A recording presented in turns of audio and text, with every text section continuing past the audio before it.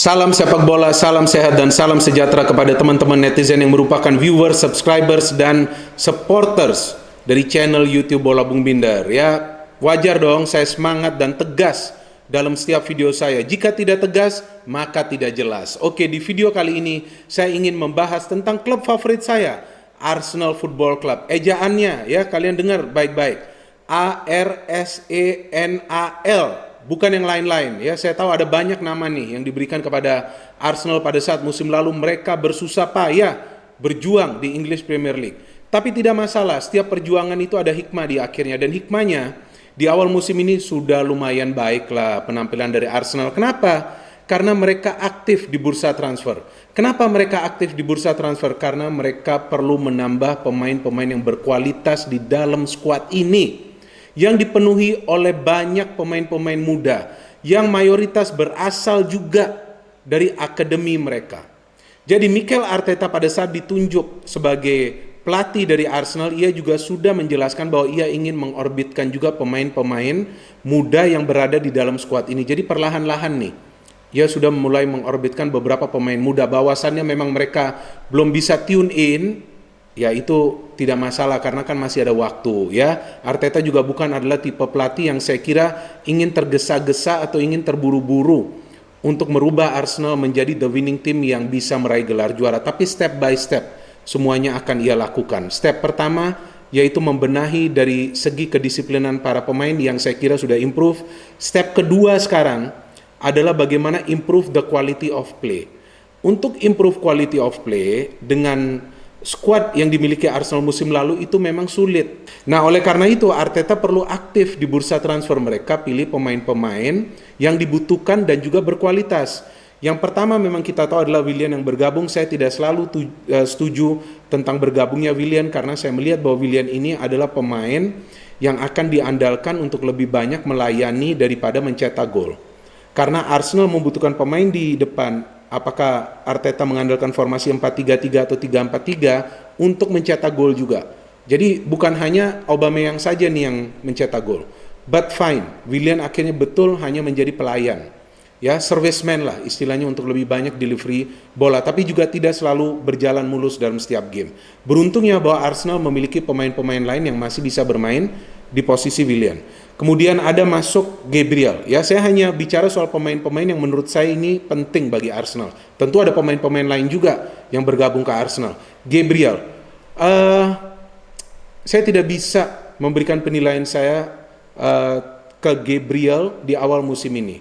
Dan saya sedikit ragu bahwa pemain ini akan bisa memberikan yang terbaik di musim pertamanya.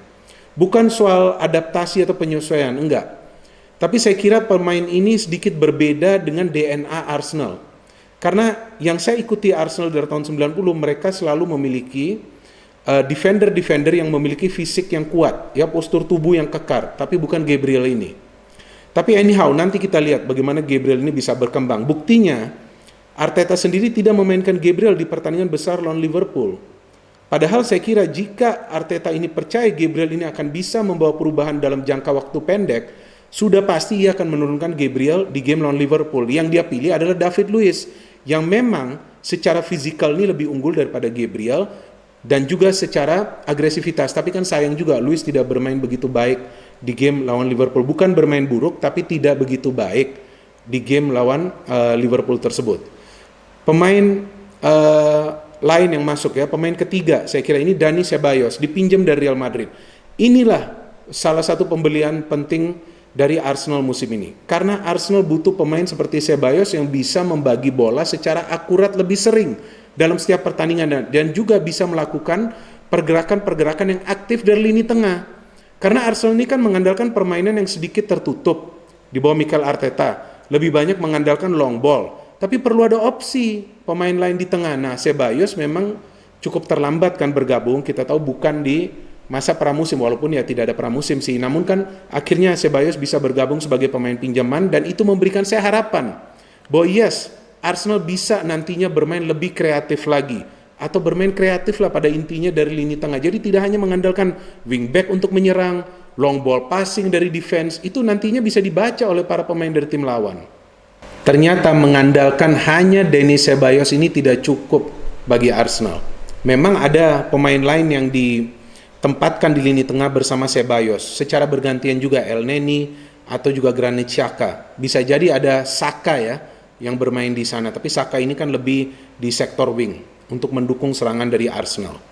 Jadi pada saat memang tidak ada pemain lain yang bisa mengcover Dani Ceballos, pada saat Dani Ceballos maju bergerak ke pertahanan tim lawan, itu akan menjadi masalah bagi Arsenal yang terlihat jelas di game mereka pada saat mereka melawan West Ham dan juga di game mereka terakhir pada saat mereka lawan Sheffield United. Jadi di sana terlihat tuh ada ruang kosong yang bisa dimanfaatkan oleh para pemain tim lawan di lini tengah.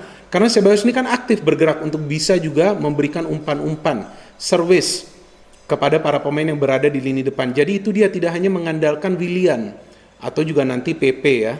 Tapi Pepe lumayan juga tuh masuk sebagai pemain pengganti di game lawan Sheffield United. Nah ini adalah juga sebuah plus point bagi Arteta bahwa sebetulnya Arsenal ini memiliki kedalaman skuad yang sudah cukup. Ya, berkualitasnya juga biasa-biasa saja, gak masalah. Tapi yang penting mereka bisa perform pada saat mereka ditampilkan sebagai pemain pengganti. Dan ini sudah 2 kali loh berhasil diterapkan oleh Arsenal. First, pada saat Lacazette ditarik, Nketiah masuk di game lawan West Ham. Dan second, pada saat ini siapa yang ditarik? Nketiah yang ditarik ya, dan dimainkan Pepe di game lawan Sheffield United. Jadi sebetulnya Arsenal ini kedalaman skuadnya sudah lumayan.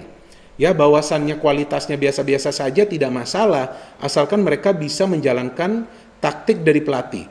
Itu yang penting. Ini kan bedanya Arsenal dengan Liverpool. Liverpool kedalaman skuadnya tidak berkualitas seperti pemain inti, tapi pada saat pemain dari lapis kedua ini dimainkan, mereka tidak bisa menjalankan taktik dari Klopp. Tapi Arsenal ini beda. Kualitas yang first layer dan second layer ini biasa-biasa saja, tapi second layer ini juga bisa perform pada saat diminta untuk turun menggantikan pemain lain yang sudah diberikan kesempatan sebagai starter. Oke, anyway, kita kembali lagi ke Ceballos karena memang ia dinilai mungkin oleh Arteta bahwa tidak memiliki teman yang bisa mengcover pergerakannya, maka itu akhirnya di last moment Arteta memilih untuk menebus nilai pelepasan dari partai.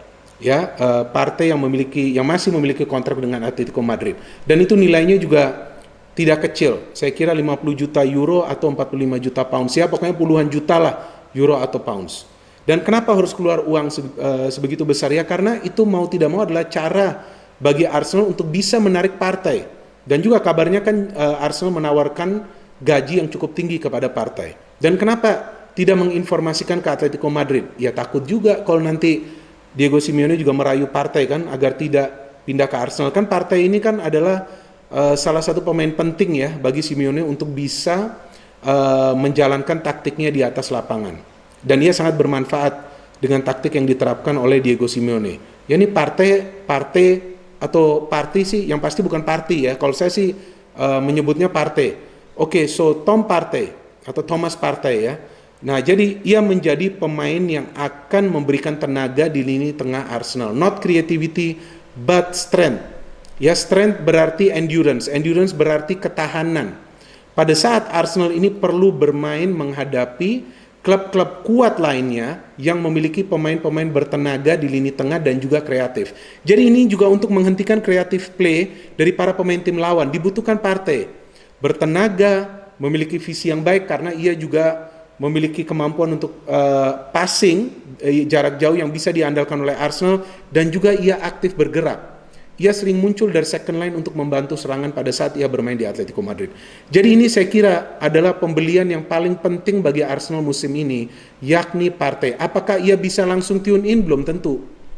Karena ini adalah pengalaman baru baginya untuk bermain di English Premier League. Mungkin lawan tim-tim yang bukan kuat, ya bisa saja ia perform seperti Gabriel. Ya, tapi saya lebih percaya kepada Partey karena dari segi experience pemain ini lebih bagus daripada Gabriel.